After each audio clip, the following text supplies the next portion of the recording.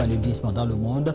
À la veille de la célébration de la Journée internationale de lutte contre le paludisme, le ministre de la Santé et de l'Hygiène publique a fait une déclaration pour attirer l'attention de la population sur les dangers d'une maladie qui est pourtant évitable et traitable. Et puis les habitants de Faraniko dans la préfecture de Sigiri dénoncent l'abandon des travaux de bitumage de 15 km de route. C'était une promesse du chef de l'État. Depuis 3 ans, le chantier a été ouvert mais peine à être achevé. Les habitants souffrent le martyre à cause de la poussière qu'ils absorbent au quotidien. Ce sont les titres de ce journal. Bonsoir et bienvenue à tous. Chaque année, on dénombre plus de 200 millions de nouveaux cas de paludisme dans le monde à la veille de la célébration de la Journée internationale de lutte contre le paludisme dont le thème cette année est Zéro palu, tirer un trait sur le paludisme. Le ministre de la Santé et de l'Hygiène publique a fait une déclaration pour attirer l'attention de la population sur les dangers d'une maladie qui est pourtant évitable. On l'écoute au micro de Djenebemba Koulibaly et Aliouba. Il s'agit essentiellement de la prévention du paludisme chez plus de 900 000 enfants, de la distribution gratuite de plus de 10 millions de moustiquaires imprégnés d'insecticides entre 2019 et 2020, de l'amélioration de la prise en charge des cas de paludisme au niveau communautaire et dans les formations sanitaires, de l'intégration des structures sanitaires privées et des services de santé des sociétés minières dans la lutte contre le paludisme. Mesdames et messieurs, le ministère de la Santé, à travers le programme national de lutte contre le paludisme, envisage de conduire le pays vers la préélimination du paludisme en réduisant la prévalence actuelle de 50% par rapport à 2016. D'assurer la protection d'au moins 90% de la population avec des mesures de prévention efficaces contre le paludisme, de maintenir la prise en charge correcte et précoce de tous les cas de paludisme confirmés. Pour atteindre ces objectifs, mon département ambitionne, avec l'appui des partenaires, de poursuivre la distribution continue des moustiquaires, de poursuivre la chimioprévention du paludisme saisonnier chez les enfants de 3 à 59 mois, de renforcer l'implication des leaders religieux et des écoliers dans la sensibilisation contre le paludisme. Dans un entretien accordé à la presse ce vendredi, le représentant de l'Organisation mondiale de la santé a fait le point sur les épidémies dans le pays. Selon Georges Alfred Kizerbo, la Guinée pourrait dans les jours à venir stabiliser la fièvre hémorragique à virus Ebola. Quant à la Covid-19, il mise sur les opérations de vaccination en cours en Guinée pour vaincre le coronavirus. Ali Badra Kamara, Marissa Kamara et Ibrahima Soli Kamara. À date, 8000 personnes ont été vaccinées, dont 2500 agents de la première ligne, cela grâce à la politique de vaccination des autorités sanitaires du pays et des partenaires du système des Nations Unies. Depuis le début du mois d'avril, aucun cas confirmé d'Ebola n'a été notifié. Une situation qui pourrait stabiliser le virus dans le pays, selon l'Organisation mondiale de la santé. Le pays doit être vigilant, dit-elle. Aujourd'hui, on a un total de 23 cas qui ont été rapportés depuis le début de l'épidémie à la mi-février. Et 16 de ces cas sont des cas confirmés et 7 de ces cas étaient des cas déclarés probables. Cas probables, ça peut être des décès suspects, et donc on dit que c'est un cas probable, surtout s'il y a un lien avec d'autres cas qui se sont manifestés après. Donc il y a un total de 12 décès sur les 23 cas. Et donc, ça fait un taux de mortalité de 52% à peu près. Quant à la COVID-19, 87 288 personnes ont reçu les premières doses de vaccin et seulement 37 213 ont bénéficié les 2 doses sur les 5 millions de personnes ciblées. L'Organisation mondiale de la santé parle d'une immunité collective pour pouvoir bouder hors de nos frontières la COVID-19. Voilà ce qu'on cherche en fait à travers la vaccination de masse contre la COVID. C'est une immunité collective qui permettra d'interrompre à terme cette pandémie. C'est un grand défi parce que tant qu'il y en aura dans un pays, ça peut recirculer dans les autres pays. À ce jour, la Guinée dénombre 704 000 doses avec 4 types de vaccins contre le coronavirus. Sur la question d'administration des 194 000 doses d'AstraZeneca, le représentant de l'OMS tente de convaincre. Mais je peux dire qu'il y a des dizaines de millions de doses de vaccins AstraZeneca en Afrique qui ont déjà été utilisées. Il y a des centaines de millions de doses qui ont été utilisées à travers le monde. Et je pense que c'est un vaccin qu'il faut considérer comme essentiel actuellement pour la riposte à la pandémie à Covid. 200 000 doses de vaccins Sinopharm sont attendues à Conakry dans les jours à venir. Les citoyens de Faraniko, dans la préfecture de Sigiri, dénoncent l'abandon des travaux de bitumage de 15 km de route. C'était une promesse du chef de l'État. Depuis 3 ans, le chantier a été ouvert, mais peine à être achevé. Les habitants souffrent le martyre à cause de la poussière qu'ils absorbent au quotidien. Les jeunes de la localité menacent de manifester si rien n'est fait d'ici le 30 avril prochain. André Moussier Milimono et Kiano Sadoba, de retour de Sigiri, voici leur reportage. 15 km de bitume de voirie urbaine, c'est la promesse faite par le président de la République à ses populations de la commune urbaine de Sigiri. Depuis 3 années déjà, plusieurs entreprises se sont succédées dans la réalisation de ces travaux de bitumage. Les habitants du quartier Faraniko peinent à trouver les causes réelles de l'arrêt des travaux. C'est IC Transport qui a commencé. Maintenant, ils ont fait pour eux, ils ont laissé le travail. Le projet a été résilié aux Chinois. Maintenant, quand les Chinois aussi sont venus, eux aussi, ils ont fait pour eux. Maintenant, un jour comme ça, les Chinois ont pris leur affaire pour partir. On ne sait pas pourquoi. Maintenant, les enfants sont sortis pour gréver. Les citoyens de la localité auraient entrepris plusieurs démarches auprès des autorités administratives pour la reprise des travaux, mais en vain. Après s'être récemment mobilisés pour se faire entendre, il leur a été dit que les travaux redémarreront le 30 avril prochain. On a fait beaucoup de démarches bien avant notre marche même. On a fait ça, mais on a vu que ces résultats-là ne s'aboutissent à rien, quoi. On nous a dit d'attendre jusqu'au 30 et nous aussi on va attendre jusqu'au 30. Passé ce délai, ces jeunes menacent de réagir si rien n'est fait. Si on ne fait pas quelque chose d'ici le 30 avril, on a fini de mettre notre stratégie en place. C'est de gouverner autrement l'esprit de la population de Sigiri afin de défendre notre intérêt collectif auprès de l'État.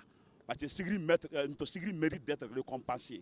On a trop souffert pour le président de la République, le professeur Alpha Condé. Il doit faire tout possible de récompenser Sigiri. Il doit faire tout possible de retourner un pays faire face à la population de Sigiri. Pour l'heure, les habitants de Faraniko continuent de gisser dans la poussière, s'exposant à des risques de maladie, le temps que les travaux reprennent. Nous restons toujours dans la région. Le samedi 17 avril dernier, des heurts ont éclaté à Kouroussa entre orpailleurs et forces de l'ordre, faisant 2 morts et plusieurs blessés. Un affrontement que déplore un des ressortissants de Kouroussa, qui d'ailleurs insiste sur le fait que ces orpailleurs ne soient pas natifs de la localité. Il appelle donc les habitants de Kouroussa au calme. Reportage Fatoumata Bintabari, Thierry Sadoba. Les heurts ont éclaté lors des protestations d'orpailleurs, accusant les administrateurs de les avoir dépossédés d'une mine artisanale au profit d'exploitants burkinabés. Filan Traoré, témoin oculaire de l'affrontement, estime que les gens font dans l'excès et dit que cela n'est pas propre au fils de Kouroussa. Pour quelqu'un qui connaît Kouroussa, je n'ai pas dit ces orpailleurs qui sont venus débarquer à Kouroussa.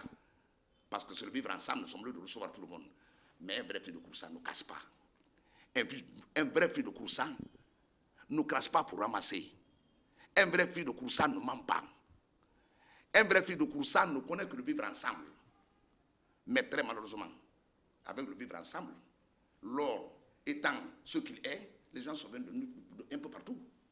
C'est eux, ce n'est pas des gens de Kouroussa, c'est eux. Même cet individu dont on est en train de rechercher, c'est de Lassana Keita, qui n'est pas connu avec un porte-nom Lassana Keita. Il n'est pas de là-bas. 2 jeunes âgés de 20 et 23 ans ont été tués lors des affrontements. Des biens publics et privés ont été détruits. Ce natif de Kouroussa prie pour le repos de l'âme des victimes et fait cette invite aux populations de Kouroussa. Donc je voulais vraiment prier les uns et les autres au calme, à la sérénité, au pardon. Les enfants que Dieu a rappelés, ils avaient rendez-vous avec Dieu un peu plus. Mais il faut prier pour le repos de leur âme. C'est ça la vérité.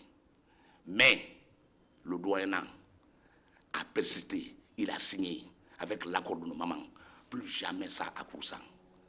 Personne ne viendra maintenant souiller l'honneur de Kouroussa au nom de l'or.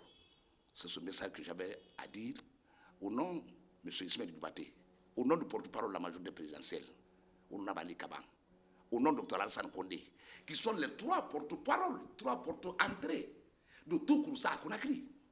Un communiqué des autorités de la ville diffusé sur les ondes d'une radio locale interdisant aux orpailleurs de Kouroussa l'accès à une mine d'or sera à l'origine de ces violences. Le ministère de la fonction publique, à travers son chargé de service de la communication et relations publiques, a réagi ce samedi face à la sortie jeudi dernier de Jean-Pierre Koli Guepogui. Dans cette déclaration, Baba Kouyaté qualifie de faux ces allégations et précise que ce jeune veut ternir l'image de certains cadres de son département. Bernard Koundouno, Thierry Salouba. Après le passage de Jean-Pierre Koli Guepogui dans l'émission Les Grandes Gueules du jeudi dernier, qui dit être le président du collectif des 2000 fonctionnaires qui auraient reçu des matricules sous les instructions du chef de l'État, le jeune a pointé du doigt certains cadres du département de la fonction publique d'avoir vendu leur numéro matricule. 72 heures après, c'est le département par la voix de son service de communication qui réagit. Il n'a ni le statut ni les compétences de défendre un numéro matricule. Et s'il se réclame à la tête d'une association ou bien d'un collectif, il n'a aucun document authentique qui le nomme ou bien qui le désigne comme responsable, parce qu'il n'a pas, pour être responsable d'une entité, il faut au moins un agrément. Dans la déclaration faite par Koli, il présente des documents pour soutenir ses propos. Le responsable du département de la communication qualifie de faux ces documents et trouve une autre explication à la motivation de ce jeune.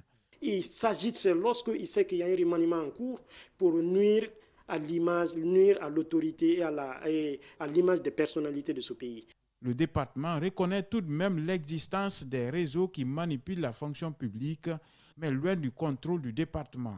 On va dire à M. Koli de cesser et de rester calme. Il a porté l'affaire à la justice. Nous avons confiance à la justice guinéenne et nous savons que s'il y a des fossoyeurs qui manipulent les numéros matricules, ils sont hors le département du ministère de la fonction publique. Plus loin, Baba Kouyaté voit une autre explication à la motivation de Koli dans l'affaire dite 11 000 fonctionnaires. À travers une réunion interministérielle où Koli a pris part, a même signé ce document pour reconnaître que les 5 000 étaient des bons documents. Il s'est rendu compte après qu'il a pris des engagements pour des gens, je ne sais pas pour quelle raison, ne sont pas dans les 5 000. Voilà l'agitation de M. Koli. À date, le département a fait un communiqué pour, selon ce responsable de la communication, rappeler à l'ordre Koli qui se livrerait à un comportement contraire à la loi L-2020/0027/AN du 19 décembre 2020. Les programmes de la 13e édition des 112 heures de livres se poursuivent vendredi. Plusieurs jeunes écrivains y ont pris part. Auteurs de plusieurs livres, certains ont profité pour vendre leurs œuvres, mais aussi contribuer à promouvoir la lecture. Justin Leno et Aboubakar Kekebangoura. À la 13e édition des 72 heures du livre lancée ce vendredi, c'est presque une concurrence entre les écrivains pour donner une place de choix aux livres et à la lecture. Ce vendredi, ils étaient nombreux à exposer chacun ses productions à un prix très abordable, afin d'avoir plus de preneurs.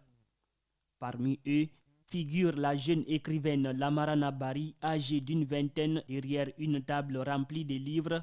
Elle est venue exposer son roman intitulé Le Destin décalé. C'est une œuvre qui retrace l'histoire d'une jeune fille confrontée aux tristes réalités de la société. Un destin décalé, c'est un roman qui retrace la vie d'une jeune fille, l'héroïne Kumba. La fille, elle est traitée de poisseuse, donc elle a changé sa vie, elle s'est forgée pour vraiment changer la donne. Parce que dès qu'on l'a traitée de poisseuse, la communauté, vraiment, elle était stigmatisée dans la communauté. À ce rendez-vous culturel, c'est aussi la promotion des livres sur l'entrepreneuriat comme KPC, bâtisseur des temps modernes de Paul Kamano, qui encourage les jeunes à entreprendre pour un meilleur avenir. KPC, bâtisseur des temps modernes, c'est un livre à caractère didactique qui incite les jeunes à l'entrepreneuriat fondé sur le travail. Donc aujourd'hui, les jeunes Guinéens, en les présentant un livre sur ce grand entrepreneur, ils peuvent s'inspirer. Durant 3 jours, les personnalités du monde littéraire vont contribuer chacune en sa façon à promouvoir la littérature en Guinée. À la cérémonie de lancement de cet événement culturel ce vendredi, la ministre de la Culture, Sona Konaté, a déclaré que son département a une ambition future, celle de faire de Conakry la capitale africaine du livre dans les années à venir. Et puis, dans le même sillage, dédicace ce samedi du roman Lumière de Lampedusa de l'écrivain Raymond Bamman au grand chapiteau du Palais du Peuple. Un roman de 124 pages préfacé par l'écrivaine guinéenne vivant en France, Nadine Barry. C'est dans le cadre des 112 heures du livre. À cette occasion, plusieurs littéraires se sont réunis pour parler de l'immigration clandestine. Mohamed Valek Touré, Ibrahim Soudi Kamara. La plume a été mise à l'honneur par les littéraires à l'occasion de la Journée mondiale du livre et du droit d'auteur célébrée chaque 23 avril. La thématique de cette année s'intitule La Covid-19 en Guinée, la place des femmes, de la jeunesse et de la paix dans les pays dont nous rêvons. Les étudiants sont venus de plusieurs horizons pour la sortie du livre Les Lumières de Lampedusa, un ouvrage qui s'intéresse à l'immigration clandestine qui a endeuillé plusieurs familles en Afrique. Beaucoup disent qu'avec l'écriture, ils se libèrent. Mais cette libération, ça naît du fait que l'écrivain lui-même se libère des préjugés, se libère véritablement des difficultés qui tiennent sa société. Donc je crois qu'avec l'écriture, c'est le seul moyen de dire les choses de façon convenable et qui viennent de vous à fond. Ce roman comporte 124 pages réparties en 12 chapitres. Chaque chapitre aborde un thème majeur qui aidera les lecteurs à avoir une idée précise des réalités de l'immigration clandestine. L'auteur, pour la circonstance, a livré ses sentiments au grand public venu assister à la cérémonie. Poursuivant son exposé, Raymond Bamman, dans La Lumière de Lampedusa, incite la société et la jeunesse guinéenne à l'écriture et à la lecture. Écrire pour lui est une certaine façon de vouloir la liberté. La Lumière de Lampedusa, c'est une observation des conditions de vie de la société là où j'évolue. J'ai essayé de faire un maximum d'efforts, ne serait-ce que pour dire de façon exacte les problèmes tels qu'ils sont, les réalités telles qu'elles se posent dans notre société. L'ouvrage a été édité chez les éditions Gandal par rapport aux réalités de l'immigration clandestine. Certains expliquent les conditions de vie politique, la pauvreté, et d'autres voient cela à travers l'affront quotidien auquel ils font face dans leur propre pays. C'est vrai, au-delà de toutes ces réalités que nous citons, il y a aussi l'envie. L'envie pour la plupart des jeunes pour aller en Europe. Donc la plupart de ces jeunes sont tentés par l'aventure du simple fait qu'ils sont un peu hantés par tout ce qu'ils apprennent de l'Europe, par le prestige, par les routes, par les beaux édifices, peut-être par toutes les croyances ou par toutes les contre-vérités que leur disent leurs amis sur l'Europe. Donc je crois que tout ça, ça pousse les jeunes aujourd'hui à avoir cette obsession assez grande vis-à-vis de l'Europe dont ils veulent rejoindre à tout prix. Âgé de 28 ans, Raymond Bamman raconte dans son œuvre l'histoire dure de Taroui, orphelin de père avant sa naissance, qui vit dans un bidonville appelé Moneta. Et c'est la fin de ce journal coordonné par Malik Sanguena Kamara, Djibril Ba et Ali Badra Kamara. Il a été dirigé à la technique par Lamine Sidibé et Salim Foufana. Merci à tous de l'avoir suivi et bonne suite de programme sur Espace TV.